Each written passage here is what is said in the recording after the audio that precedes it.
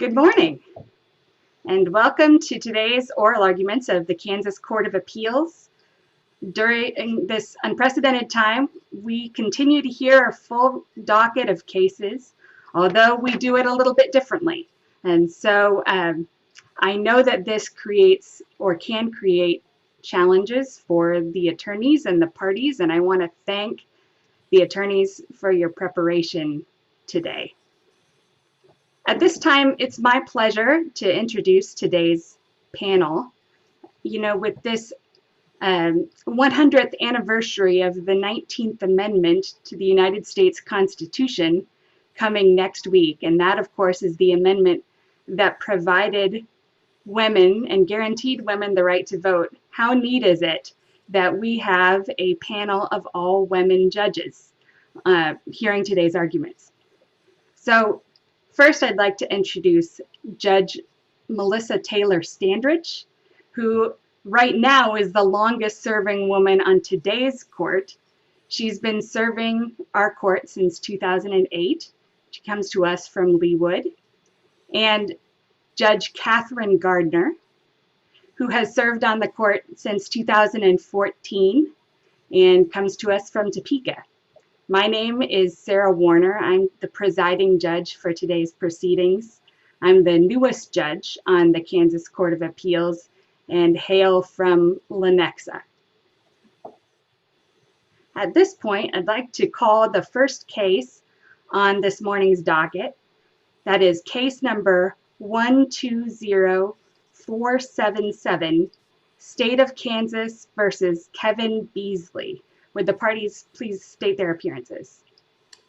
May it please the court, the appellant Kevin Beasley appears through counsel Casper Shire, Kansas Appellate Defender Office.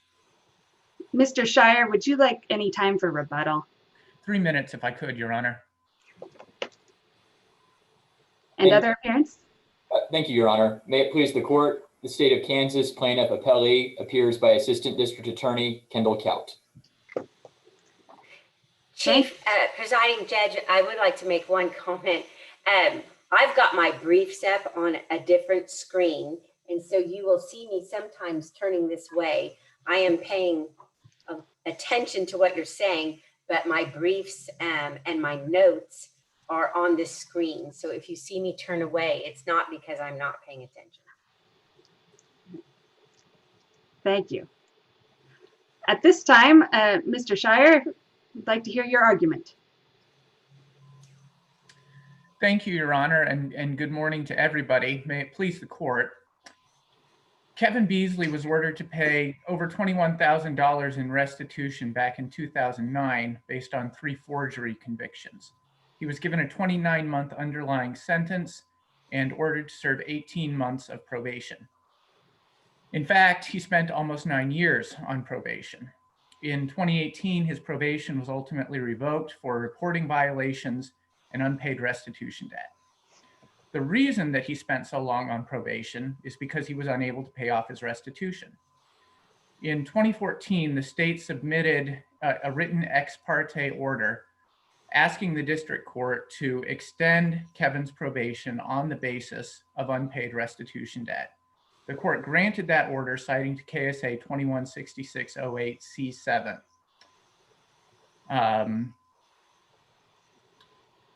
But for that order, Kevin would have finished his probation successfully in January of 2015, and he would have discharged the prison sentence that he's serving right now. Put another way, a similarly situated but wealthier probationer would have finished his probation and discharged his prison sentence in 2015. Kevin is in prison now because he was indigent. It's our position that this is debt-based imprisonment in violation of Section 16 of the Kansas Constitution Bill of Rights, which says that no person shall be imprisoned for debt except in cases of fraud. And we urge this court to find that KSA 216608C7, which allows district courts to put indigent but otherwise successful probationers in prison, is unconstitutional because their wealthier peers on probation would have been discharged years ago. The challenge Counsel, yeah. does KSA 60 or KSA 216608 have anything to do with putting people in prison, or does it allow for the extension of probation? I think that's a distinction without a difference, as the facts of this case show, Your Honor. The fact is, but for Kevin's extension in 2014, he would have finished his probation in 2015 and he would have discharged his prison sentence. And this court has said that, and the Supreme Court of our state has agreed that probation is a substitute for serving a prison sentence. And this court has also said that once your probation has been completed successfully, the prison sentence is discharged, and no matter what happens down the line, the probationer can never be asked to serve that prison sentence. So interpreting the statute and interpreting the constitutional demands of Section 16 in any way that doesn't look at this as debt-based imprisonment is ignoring the hard realities of this case, which is that but for a restitution debt that he couldn't pay, and but for a KSA 216608C7, Kevin would not be in prison on this case right now. Well, I have a question along that same lines. Don't we have Kansas Supreme Court cases saying that an extension of probation is fundamentally different than a revocation of probation as far as one's due process and or liberty interests or constitutional interests are concerned? I think what makes this court case different, Your Honor, is that we've raised a challenge under the Kansas Constitution. And to my knowledge, this statute has been never been challenged under Section 16 of the Kansas Constitution before. The amicus brief filed by the ACLU brought up some of the potential federal constitutional issues that are in play in this case, including due process concerns and equal protection concerns. I think what's important about this challenge is that it's under Section 16 of the Kansas Constitution, which goes a step farther than the federal Constitution in protecting Kansas citizens from imprisonment on the basis of debt. There is nothing expressly in the federal Constitution which says that individuals cannot be imprisoned on the basis of debt.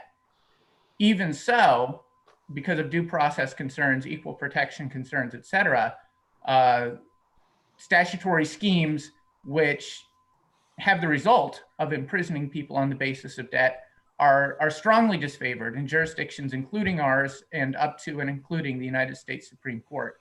But in Kansas, the protection has to be even greater because we do have an express position,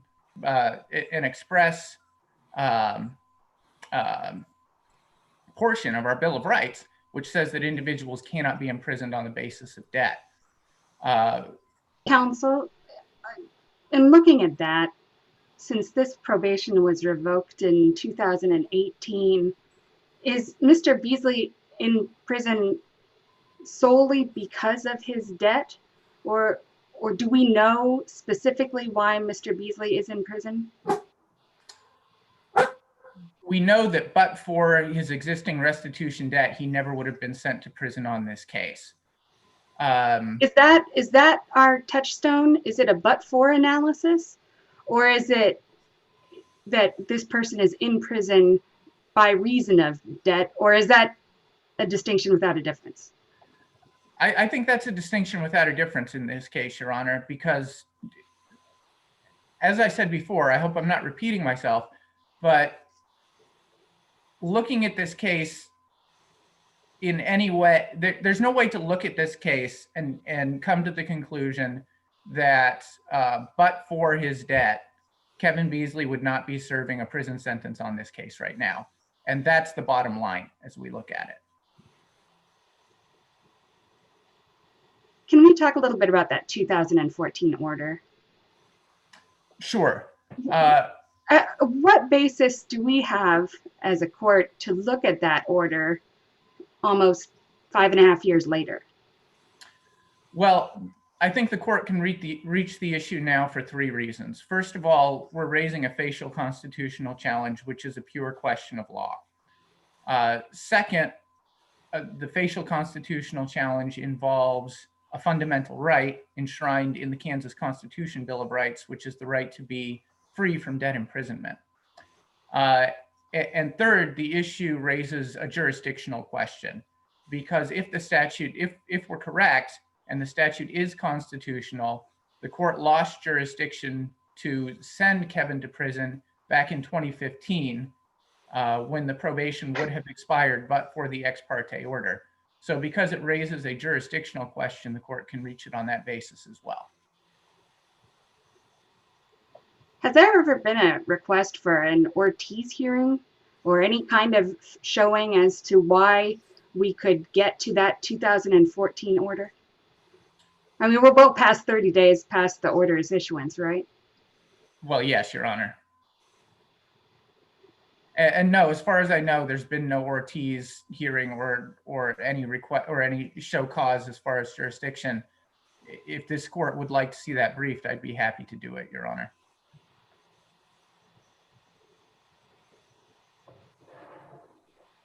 I have a question.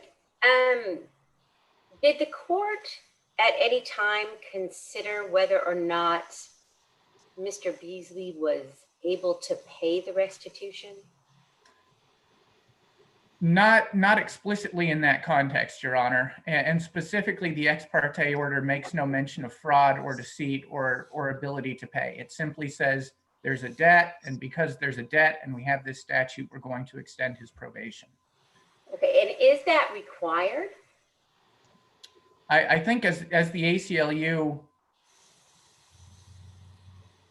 well, under the terms of KSA 216608C7, no, it's not. And as we see it, that's just the problem. That's in conflict with the Kansas Constitution Bill of Rights. It's our position that the Kansas Constitution Bill of Rights demands some degree of fault before the court in terms of non-payment, and specifically it lays out what has to be there, fraud, before the court can use that to revoke or extend a probation, Your Honor. I will say, getting back to your original question, as far as indigency, the court did determine at least 2 points in the life of this case that Mr. Beasley was indigent. At the outset of the case, Kevin filled out a financial affidavit and was appointed an attorney on the basis of that financial affidavit, and again in 2018 before the last revocation. So there were several findings over the life of this case that he was indeed indigent, Your Honor. So under Bearden, does the court have to require before revocation based on inability or failure to pay restitution? Does the court have to consider indigency and ability to pay?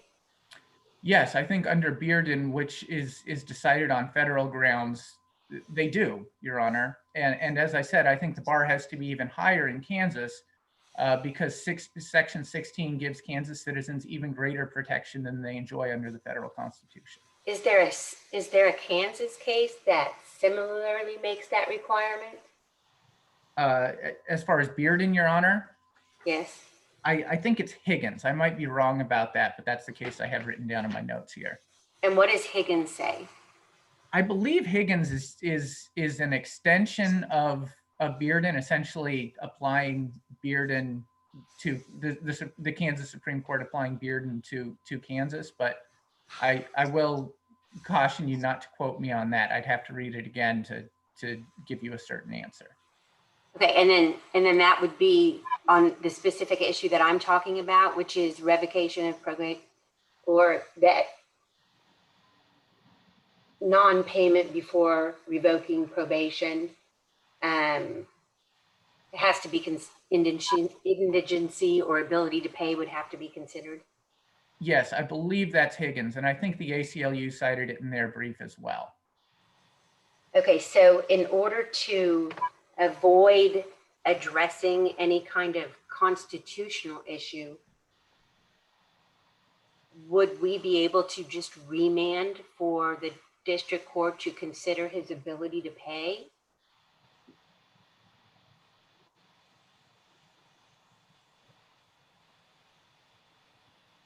I hadn't thought about that question, Your Honor.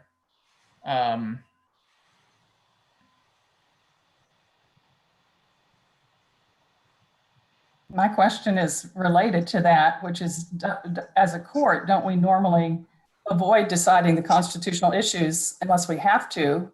And can't we just decide this case on the statutory grounds that he didn't cite an adequate bypass, didn't fulfill the intermediate sanctions in this case? Well, I agree with what you're saying, which is the court didn't cite a bypass and didn't go through the intermediate sanctions. I think the difference between the remedy on issue 1 and the remedy on issue 2 is that if we're right that the statute he was extended under is unconstitutional, then he satisfied his probation. He needs to be discharged. If he went back on issue 2, I think the remedy would be that he gets back on probation.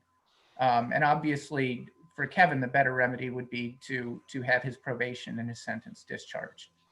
So, right, but on issue 1, if we wanted, again, as Judge Gardner says, to avoid, any kind of constitutional issue, to say, well, there's Kansas Supreme Court precedent saying that before you even, in this particular instance, you're challenging the 2014 decision, I guess, or even the 2018 decision, that before revoking probation, let's say before revoking probation, that the court had to consider whether he had the ability to pay. And then we would avoid the constitutional question altogether. And obviously, well, I don't know how it would come out, but wouldn't that?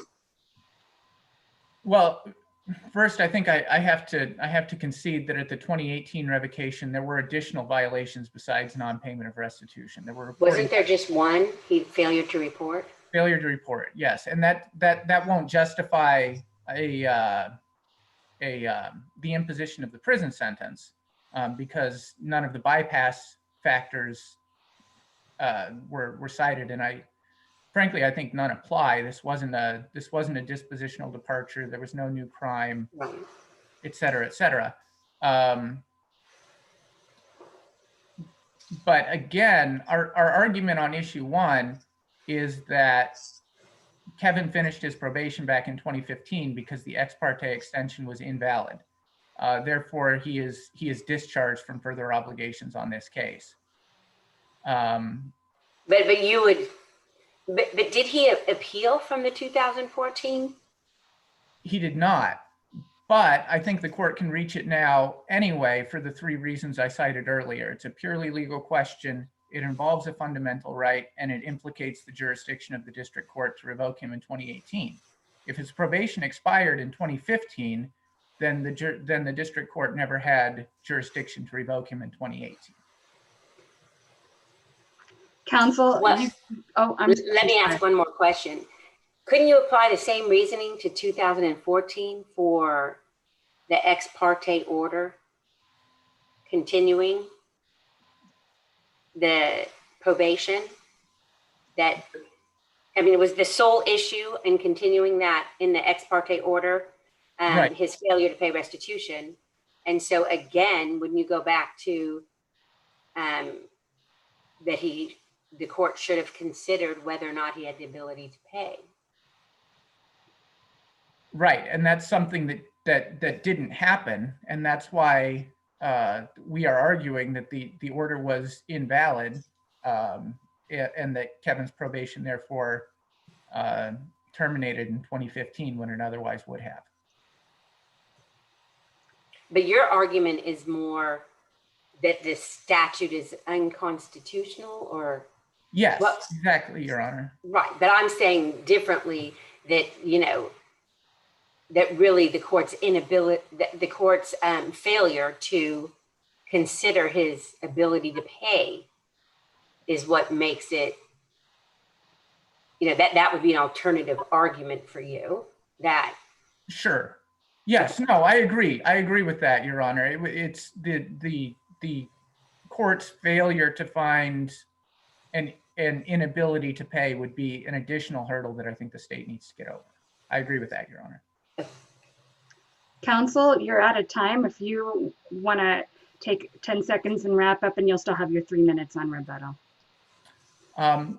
Obviously, first and foremost, what we're asking for here is that the court look at KSA 216608C7 and find that it's facially unconstitutional under Section 16 of the Kansas Constitution. Thank you, Your Honors. Mr. Crott, you will have a little bit more time because the last argument went over, so I'll give you 20 minutes. All right, thank you, Your Honor, and may it please the court. The difficulty that Mr. Beasley has in even getting to the Section 16 issue is that it is built upon a probation that was extended 5 times, and he is now coming back 6 years later and arguing that his probation should not have been extended in 2014. While we believe his argument is built upon several assumptions that are very weak at each level, we believe this court should not even address the merits of his Section 16 issue. First, there are 2 exceptions that are cited in his brief for why he believes this issue can be raised for the first time on appeal. First, it is not a question of law that is based on proved or admitted facts. The important thing to really consider with Mr. Beasley's appeal is under Section 16, he acknowledges that no person shall be in prison for debt except in cases of fraud would mean, under his framework, if fraud were the reason he was not paying off his restitution amount in 2014, then he could still go to prison. The reason that matters is we do not have a factual finding in 2014, which is the basis he says is inappropriate to revoke him. It is possible, granted very unlikely, that fraud is the reason he did not pay off his probation. We even have arguments for why that's the wrong framework, but just conceding that's the correct framework. We would need factual findings on that matter. He did not request a hearing when his probation was extended. In fact, in 2016, he stipulated that he violated his probation, and then he started availing himself of probation in that instance. We would need to have a hearing on that. So that's why there are not proved or admitted facts to make that exception applicable. The other exception he identifies is that it is necessary to serve the ends of justice. However, there are several reasons why that is not the case, and that exception does not apply. First, there is nothing to suggest that Section 16 is a fundamental right. Second, Section 16 deals with no person shall be in prison for debt except in cases of fraud. As State v. Jones, which is one of the only cases to deal with this section, and I do applaud Mr. Beasley and the ACLU for finding a pretty novel issue and having a creative argument here. That case says that this section prohibits the legislature from enacting a law which imposes imprisonment for mere non-performance of a contract of indebtedness. Even under his framework, where probation is prison, and I'll get in a second why I think that's incredibly incorrect, even accepting again his framework, that is not the case. He is not facing imprisonment because he did not perform a contract. He is facing imprisonment because he committed the crime of forgery again and again to the of costing First National Bank of Olathe, at the time, now I think Enterprise, given the bank couldn't survive the financial crisis.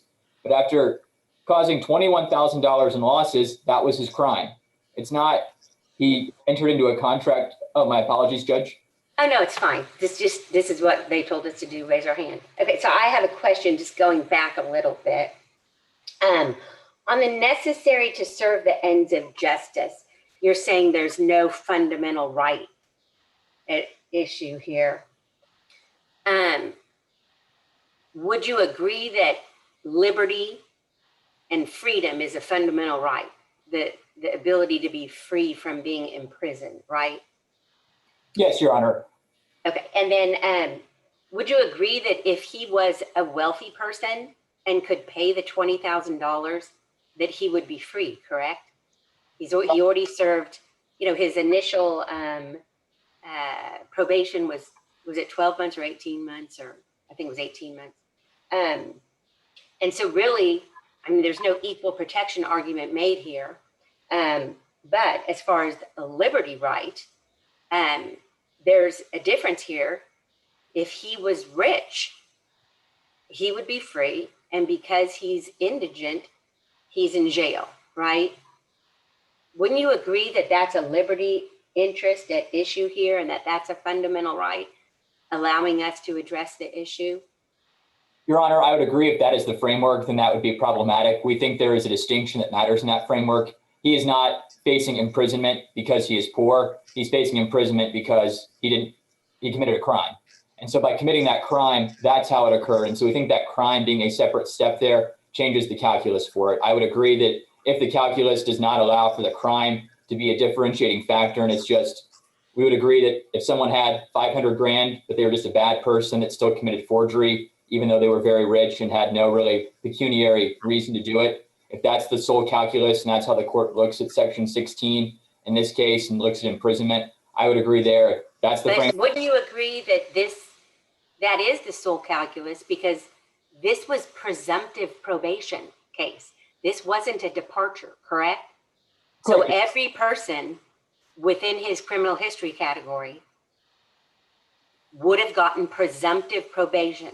So his punishment for the crime, and every other person with his criminal history, their punishment for the crime is probation. It's not imprisonment. And the only reason that his liberty is restricted to the extent of not being at home and reporting, but being able to have a job, being able to drive somewhere, sleep in his own bed, the only difference is he's poor, right? So I think there are a few distinctions there, Your Honor. I agree kind of with your framework, and I certainly get where you're coming from. The first is kind of the argument I made that we still think the crime applies, but to move kind of beyond that, because I see where you pushed back well on kind of that framework. The second one is getting into probation is not imprisonment. And Section 16 precludes imprisonment because someone is poor. Now, I agree that is a factor in the calculus, but he is still given probation. And the reason he's in prison today is not because he couldn't pay off his restitution. The way it is framed is that restitution. But why is he in prison? Because he went to a hearing in 2018 and said, I don't want to do probation anymore.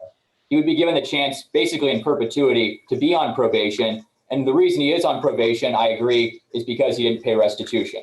But that's the important distinction here. Probation is different than prison. Their argument is that they are the same. But the whole reason we are here today is because Mr. Beasley does not want to be in prison, right? He recognizes that probation is not prison. Now that I've said in 2018, I want to go to prison, I don't actually want to go anymore, right? He has had a change of heart and changed his mind about that factor. So I certainly. Well, I think, I think that this is probably, it is irrelevant. It's not in the record, but, after 9 years of being on probation for a year and a half, I think the statistics would prove out that most people just say, I'm going to do my time. I can't be under the thumb of the state for the rest of my life in perpetuity, as you mentioned. So that was probably the reason that he didn't object to it, because he wanted to make a facial challenge to the fact that you could actually be on probation for failing to pay restitution for the rest of his life for 50 years. Is that right? Could he have been on probation for 50 years? Your Honor, I think that's possible under the statute. There might, at some due process challenge that would say, hey, this isn't okay to be under it forever. Or there might be a reason why in 2009, when he agreed to the plea that said, I can pay $21,000 in restitution, he should have challenged then and said, I don't know how I'll ever be a person who could earn $21,000. To that point, I haven't read the transcript. Did he say I can pay the $21,000, or was it just imposed? Was there any kind of dialogue? Did the court inquire into whether or not he could pay the $21,000? Your Honor, I don't believe there was that specific dialogue. However, it's in the plea agreement that he agrees to the restitution in the case. The PSI says that it's the $21,000 to F&B Olathe, and via counsel that amount's accepted. But there isn't that long dialogue about the workability that we've had in the last several years. Is there any short dialogue that says I can pay, or actually it's the duty of the court to inquire? Did the court ask a single question of his ability to pay? Not a long dialogue, just a question or inquiry? I'm not 100%, but I'm fairly certain they did not. Okay. You can continue. Thank you. Thank you, Your Honor. And I certainly understand that line of questioning, but I think many of the arguments that are kind of pushed back on this are reasons that maybe the statute should be changed for how probation should apply, or were maybe good reasons why in 2009, Mr. Beasley should have said, hey, I don't think this is a workable plan, or in 2014 should have requested a hearing at the time his probation was extended, or in even 2018, instead of surrendering his probation, should have said, let's go relook at things. So would you agree, based on your argument, that it is the defendant's burden to say I can't pay, or is it the judge's duty to inquire? Your Honor, I would normally say at the time of sentencing, it is the judge's duty to inquire about it. But I think once you've accepted that sentence, invited error comes into play, and then it is the burden of the defendant to raise the issue later on. Do you have any case law to support that legal proposition?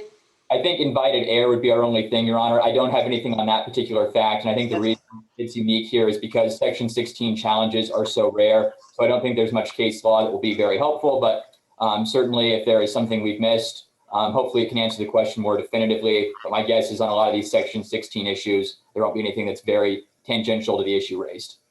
Okay, and you would also agree that as a court, as the judiciary branch, we can't change the law. So your comment about changing the law, that would be directed to the legislature, correct? Exactly, Your Honor. I think the ACLU and Mr. Beasley may have very strong arguments that the public policy promulgated by the legislature leads to some very disparate impacts on different individuals eventually, and that might be a reason to change it. But I think the very broad reading of Section 16, or even a narrow reading of Section 16, does not preclude what happens here. And there is a public policy rationale that if you end up causing $21,000 in losses by committing a felony offense, and you say you can pay the amount back, it's reasonable to be required to pay it back during probation. But again, you're misstating. He never said he could pay it back. He signed a plea agreement that required him to pay it, correct? So, Your Honor, my interpretation is that would not be a misstatement. I can understand there that the words were very broad. I think by signing a plea agreement, that is accepting it. But if the court feels like there's a distinction there that's necessary, I agree that clarification is helpful. Thank you. Thanks. I do want to turn to 223716 for a moment if there are no additional questions on the Section 16 issue. We believe that 223716, although we would acknowledge under the 2017 supplement that applies in this case, has those exceptions, does not apply. Counsel? Yes, I'm sorry to interrupt because you just started, but I wanted to ask about 3716. I know that it looks as though the parties are all in agreement that the 2017 supplement governs, but is that changed at all by the Kansas Supreme Court's recent decision in State v. Coleman, where it said the court said that we look at the statute that was in effect at the time of the crime of conviction? And so, Your Honor, I think that it wouldn't make a difference here what statute applies, because even under that version of the statute, I think there would have to be intermediate sanctions, if I remember correctly. I might be off on if the 2009 version still had some intermediate sanctions, and that would be an avenue for us not to have that. So I think that there is an argument that the 2009 version applies. I even think there might be an argument that the 2019 version of the statute applies normally. We've accepted that the 2017 one does for this case. But I think there is an argument, as you've mentioned, based on that Supreme Court precedent. The 09 statute applies. I even think there's an argument that maybe the 2019 change is retroactive, but we have accepted 2017 applies. But I could certainly see the court, based on that, saying 2009 applies, or the 2019 changes to the dip dunk regime now govern too. We do think if the 2017 one does apply, because that's what I'm a little bit more versed in to talk about today. So certainly if 2009 applies, and I'm wrong about how the dip and dunk scheme applied in that era. Under that scheme, though, if the dunk/soak regime applied and there had to be an intermediate sanction, we do not believe one has to occur in the instance where someone surrenders their probation. Kind of the two reasons for that are, first, the arguments that were asked about earlier, I believe, by Judge Gardner, about how probation is a right, and that's kind of based on the Carr and the Kender cases that we cite, that probation is a right. There is a privilege, it's not a right, that you can avail yourself of it. And when someone comes to court and says, I don't want to do probation anymore, it seems that the second argument we would have, that's kind of a ludicrous result than to say, no, we're going to put you back on, go meet with your probation officer. Now a probation officer has to go contact someone. They say, I'm not going to report. And then we have to have an additional hearing. So I think that's a rather ludicrous result because it leads to waste of judicial resources, leads to kind of a denigrating, we think, of the respect for courts when they say, well, go follow an order, I'm not going to follow it. Well, okay. And so that doesn't really make a lot of sense when that's what someone even asks for, and that's the result they get. So those are reasons why we think that although normally you'd have to have a felony, a misdemeanor, some of the other exceptions about offender welfare, public safety, we're not arguing any of those exceptions applied here. Even though he didn't report, we're not arguing he absconded because there have to be specific findings for that. But someone can surrender their probation at any time. They can decide they don't want to do that. And that's the decision he made. And although he has a change of heart today, that's the decision he should be stuck with. What if a court decided, if someone, a defendant surrendered the right and said, I'm not going to object to you imposing the underlying sentence, but the court decided to do a dunk because the prisons are overcrowded and this is a jail dunk. Under your argument, the court couldn't do that? So that's a very fair line of questioning, Your Honor. I think that my argument would be no, they couldn't, because I think that probation is something that someone has to avail themselves of. And so I think if someone says, I'm not going to do probation, they'd have a right to surrender. I do think it's fair, though, to say that no, a judge can order a sentence. It is a legal sentence. And given it's a legal final sentence and you wouldn't be able to challenge it, that would also be no. So I think there are arguments both ways for that perspective. But I think if someone says, I'm not doing probation, it'd be possible for someone still to order it. I know there are cases we've had where they've done that. But I think if someone is on probation and says, we're surrendering, we're not asking for probation, I don't know of too many instances at a probation hearing where I've ever seen that happen. Maybe it's possible. I haven't thought in depth about that. So I could certainly see, hey, this is why we think it's definitive that the court tells you you're still on probation. We got to at least go through the motions of having one more hearing when you don't report later on. And the hope is that maybe if we dunk somebody, they spend 180 days in prison, that changes their mindset. So I'm not definitive in saying my confidence is very high and that's my answer. And my mind could certainly be changed on that because it's a very unique question. I understand the corollary of my argument could lead to that. But I think that if you say I'm surrendering, the defendant has a right to say, I want to surrender my probation and not do it anymore. I did just very briefly want to mention, since we did not file a response on issue 3, that we've agreed with that there does need to be a hearing at the lower court level. That's the request that's been made in Mr. Beasley's brief. We haven't briefed that issue. I know Mr. Minahan had filed it, just wanted that to be clear on the record, and I did, that we agree there does need to be a remand to determine whether it should be an E or a C on sentencing. Well, let me ask about that. It was my understanding that issue 3 had been withdrawn by the defendant. My apologies then, Your Honor. I did not realize that had been withdrawn or see that in the record. So that was going to be our position, but then I will withdraw my comments about that. And if there are no additional questions, I think I'll rest on the brief, but I'm happy to answer anything else. Thank you, counsel. Thank you. Mr. Shire, you have 3 minutes for rebuttal. Thank you, Your Honor. And just to be clear, we did ask to withdraw issue 3 of the brief, and that request was granted. So that out of the way, I'd like to respond to the question about Coleman.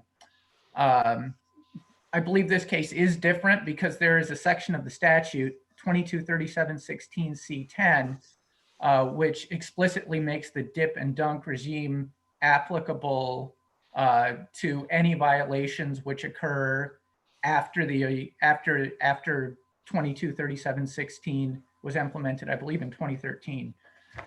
Specifically, it says the violated sanction scheme provided in this subsection shall apply to any violations occurring on or after July 1, 2013, regardless of when the offender was sentenced for the original crime or committed the original crime.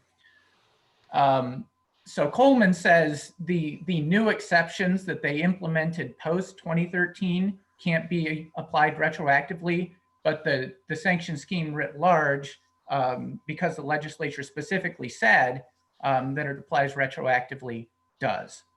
So I hope that answers the question there. Thank you. Second, I just wanted to touch briefly on the 2014 extension. And to the extent that the state is arguing that Kevin had some obligation to create a record at that point, I think the problem with that argument is that it was done ex parte order without consulting him at all. The state wrote up an order, the state signed it, the judge signed it, and then they mailed him a copy when it was all done. Even the copy that he was mailed, as far as I can tell, it's on, I think the order itself is on page 50 and 51 of volume 1. And there's no indication. Mr. Shire, do we know whether that's a common practice at all? You'd have to ask the state, Your Honor. I don't know. But there's no indication there that he has any recourse, any rights to an appeal. He was never presented an attorney. So he had absolutely no opportunity to make the kinds of requests that the state is saying he should have made back in 2014.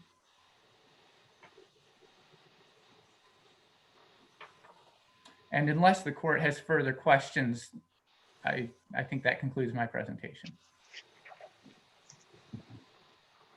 All right, seeing none, I want to thank you both for your arguments today. The court will take this matter under advisement and issue a decision soon, but that concludes the first of this morning's arguments. Thank you. Thank you, counsel.